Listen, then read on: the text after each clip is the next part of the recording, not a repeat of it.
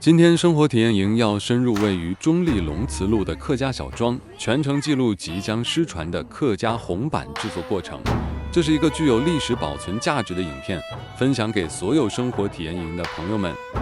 离开中立龙慈路的车水马龙，转进小巷，时间仿佛瞬间冻结。谁能想到，繁华旁竟藏着50年代的四合院，门前还有鸡、猪、老狗、猫悠哉作伴。走进这座农村老屋，我们要记录即将失传的客家红板。制作传统红板工序极其繁琐，第一步得先从叶子讲究起。我们来到古宅后院，这里依然栽种着天然的月桃叶，剥开绿叶，亲手采摘下最合适的大小，取下的叶片需经过清水反复刷洗。馅料是绿豆，绿豆不用泡水，洗好就放进电锅蒸到熟。蒸好后，6斤绿豆要加上5斤蔗糖，一起搅拌均匀，把颗粒搅到看不太出来为止。蓬莱米跟糯米泡3小时后就可以磨米了。甜的线米皮比例为糯米2，蓬莱米1。米磨好，用石头压着沥干水分。制作过程没有休息的时刻，大厨还要制作艾板的内馅，炒得香气四溢，令人垂涎3尺。来到古宅的厨房，空气中除了月桃叶的清香，还多了几分热闹的节奏。雅琳来的正是时候，赶上了制作红板最需要人手的时刻。看着这群大姐们围坐在馅料旁，双手几乎没停过。这不只是在做点心，这是一场与时间赛跑的艺术。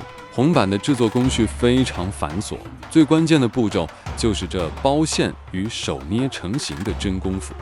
你看大姐们的手法，那种熟练是几十年的岁月累积下来的。她们先将红白两色的糯米皮混合，在指尖轻快地转动，均匀地捏成完美的碗状。这红与白的交织，在客家文化里藏着极深的美好寓意。红色象征着金，白色则代表着银。这种双层皮的设计，我们称之为金包银，象征着大富大贵、福气满盈。当金银色的外皮包入饱满的绿豆泥馅料，双手一收一整，一颗颗圆润漂亮的红板圆体就此诞生。昨天就弄了哦，没有那个半年前就弄了，从开始种萝卜。对，萝卜也。我今天要来传承这个红板，我们客家人最传统的美食。就是馒头，你要搓的。我还跟他做，好这样子，这种大小，差不多。对，金的要稍微大一点点。好像还再大一点哈，我也觉得没有，太小。这个它技术好也是可以的。那我们技术不好就大一点哈。你就不发现，太大不行，那个膜定的啊，对哦，跑出来是溢出来。针要不要炸？等一下，要，一定要。这个感觉很太大了吧？哎，不会，就放着这样就给它。好好玩哦。对啊，看到这里，雅琳也忍不住想要亲手试试。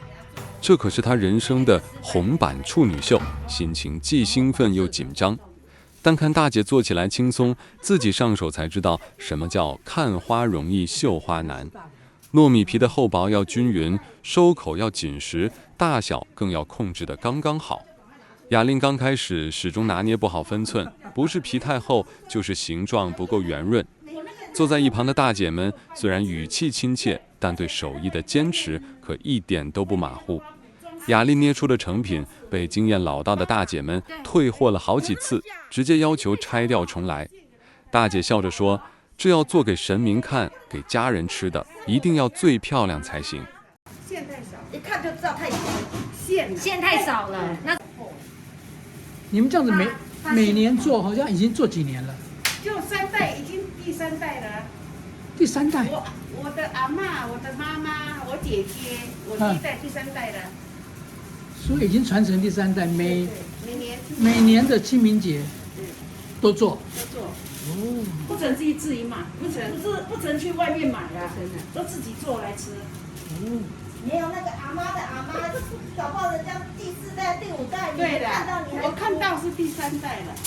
玉玲，你有没有学起来？我没有，我很会吃。你玉玲算第4代的。玉玲算第4代啊，第4代有没有传人啊？第4代应该没有要做了，没有人要做，他也没地方了。做到我姐姐，没有大灶了，我们也不做了，没大灶了，因为姐姐大灶只有在这里有没办法。他的女儿、儿子家都没有。我的默契还没有配合好。我今年就是想说，阿姨，这样可以吗？可以包了。你不要弄那么薄，你要弄凹给它要圆像一个碗这样，要碗深一点。虽然被退货了几次，但雅琳没有气馁，反而更加专注地观察大姐们转动手指的角度。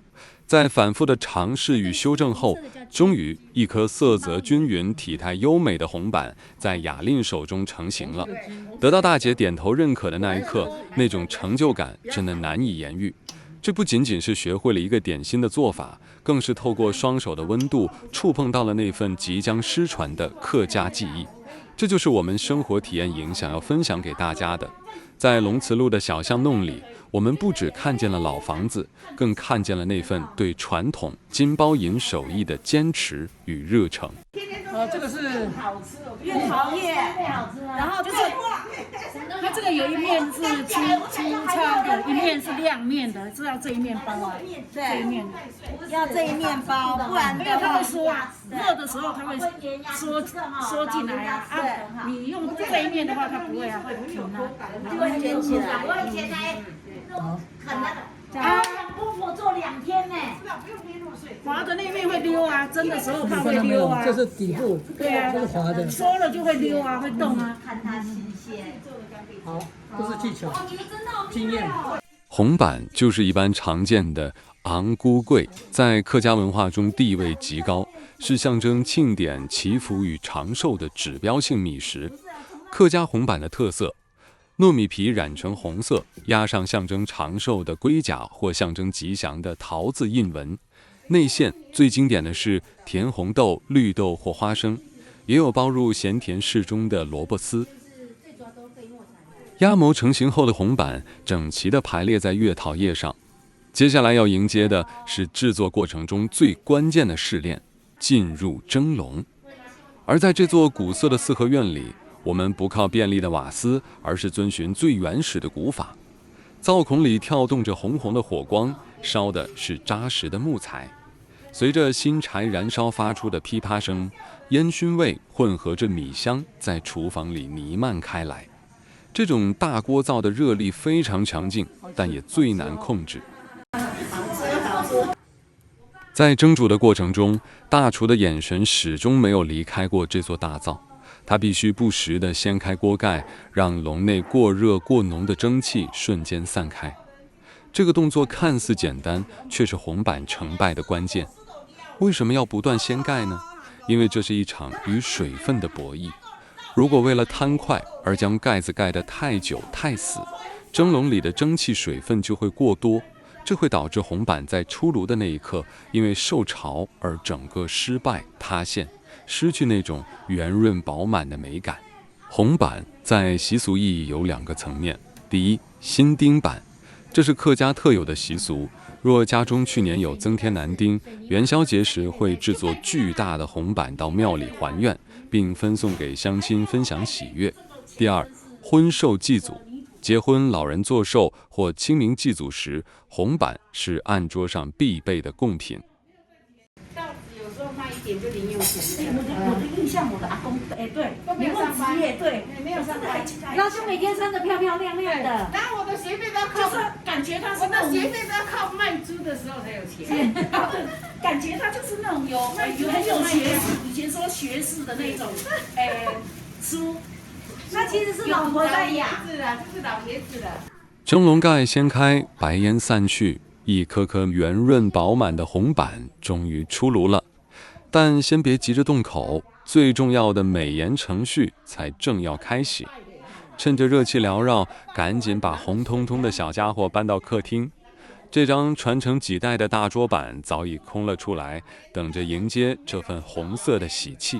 将红板一个一个细心地铺开摆平，它们不能重叠，必须像列队一样整齐划一。这一步是关键，让流动的空气带走表皮多余的水汽。经过这番风干，红板的皮才会变得 Q 弹透亮，不粘手。看着满桌的圆满，这份手做的温度才算真正落定。做的叫做安菇嘛哈，安菇粿，台语是叫昂菇粿，我们客家话是叫公饭饭。那我们现在继续要做的是叫做客家话是叫捏板，那个闽南话叫七卡粿，七卡粿，对，七卡粿，不是超阿粿哦。七卡粿的。差别在哪里？差别在炒不一样。我们这个是薯菊炒，所以叫做七卡粿啊，台语七叫七卡啊，对不对？对，那个一般的都爱炒，没有那么多炒，而且没有香，没有那么 Q 啦，没有那么好的炒。这比较 Q， 香气不一样啊。真的。那我们现在就要开始来做了。对，他已经做了一个了，这样子及格吗？这样子我做的应该有及格。他不准。我有做过，我有受过50年的熏陶。我要不要印一个？阿姨又不一样。阿姨比较准，没有讲话的比较准。啊，我还再试下手。来，这个大表姐说这个有及格吗？可以啊，怎么不可以？对啊，你看有及格，有及格，有了印花样的，来有及格了。好，这个萝卜干是自己种的萝卜去晒干，然后去搅碎，加瘦肉，加香菇、虾仁，还有香葱一起去炒，爆香，就这样子。这个就是那个七卡粿的馅，它是咸的。好。哇。关于薯曲果、艾板，客家称霸偷贡板。在客家传统中，这种果有着悠久的历史与特色。关键植物使用薯曲草，客语南部常称霸偷贡。这种草在春季田间开黄色小花，叶片有银白色绒毛。洗净熬煮后打碎揉入糯米团，会让果皮呈现墨绿色，并带有特殊的草本清香。南北客家各有特色。南北差异，南部客家人较常使用薯曲草制作霸偷贡板，北部客家人则多用艾草制作艾板。内馅经典组合包含炒香的萝卜丝干、香菇、虾米、绞肉与红葱头。习俗传统上是清明扫墓挂纸必备的祭祖贡品，有拜果生财产的吉祥寓意。现在雅令已是专业级水准。她穿梭在阿姨姐妹之间，手里的契卡果像有了灵魂，随手一捏就是最扎实的底蕴。大家边话家常边赶工，笑声比蒸汽还要热络。这不仅是体力活，更是情感的流动。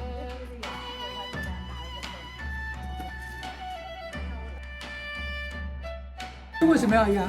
你这样子才会比较快蒸熟，因为太立体的话，像你看，譬如说这个没有办法放在一起蒸，原因是这些的话要蒸很久，然后这种扁扁的大家一起蒸会比较快，不然这种很立体的那种要蒸很久。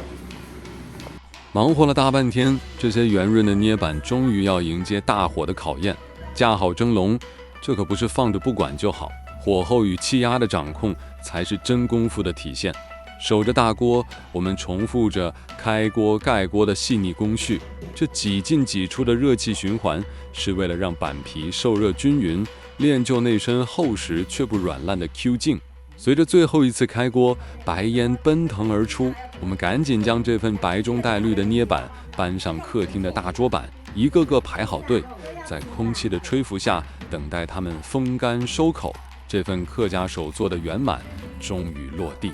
客家人的好客举世皆知，这次欢迎雅令跟 John， 他们搬出的传统客家美食，让两位是惊声连连，赞不绝口。吃了客家鸡酒，说酒是死酿的，然后吃了客家炒米粉，客家的那个什么控霸吗？还是对，有还有自己种的竹笋，然后海钓的鲈鱼，全部都原汁原味，好好吃哦。这场从揉捏、笑谈到开锅的客家版马拉松，不仅是食物的制作，更是一场情感的复刻。我们在蒸汽腾腾中看见了雅令与阿姨们纯熟的默契，那是时间与经验堆叠出的职人节奏。从繁复的开锅盖锅工序，到最后屏息以待的出炉，我们学会了与火候对话。每一颗捏板的诞生，都包裹着对生活的敬意，以及客家传统中那份厚实的人情味。当看到大桌板被一片红火铺满，静静风干的那一刻，那种手做的成就感与温暖，比任何美食都还要动人。这不只是一份糕点，更是我们共同守护的一份圆满记忆。